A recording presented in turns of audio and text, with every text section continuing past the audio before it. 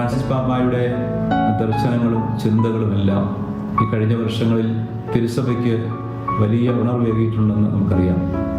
പാവങ്ങളോടും പാർശ്വവൽക്കരിക്കപ്പെട്ടവരോടും ഒപ്പം ചേർന്ന് നിൽക്കേണ്ട ഒരു സഭ പാവങ്ങളുടേതാണ് എന്നുള്ള ഉന്നതമായ കാഴ്ചപ്പാടുകൾ സഭയുടെ ഈ കഴിഞ്ഞ നാളുകളുടെ യാത്രയിൽ വലിയ പ്രചോദനം നൽകി എന്ന സത്യം നമുക്ക് അനുസ്മരിക്കാം.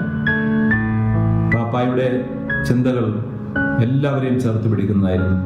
പാവങ്ങളുടെ പക്ഷത്ത് നിന്നുകൊണ്ട് എല്ലാവരെയും ചേർത്ത് പിടിക്കുന്ന ഒരു വലിയ വിശ്വമാനവികതയുടെ വക്താവും സാന്നിധ്യവുമായിട്ട് അദ്ദേഹം മാറിയിട്ടുണ്ട്.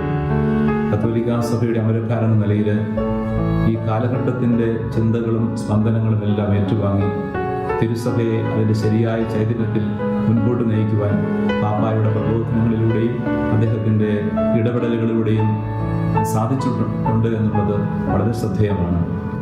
നമുക്ക് ഫ്രാൻസിസ് പിതാവിനെ ദൈവസന്നിധിയിൽ സമർപ്പിച്ചുകൊണ്ട് പ്രാർത്ഥിക്കാം. അദ്ദേഹത്തിന് വേണ്ടി ദൈവമൊരുക്കിയ സ്വർഗ സൗഭാഗ്യം എത്രയും വേഗം സ്വീകരിക്കുവാനുള്ള വലിയ അനുഗ്രഹത്തിനായി ദൈവസന്നിധിയിൽ പ്രാർത്ഥിക്കാം.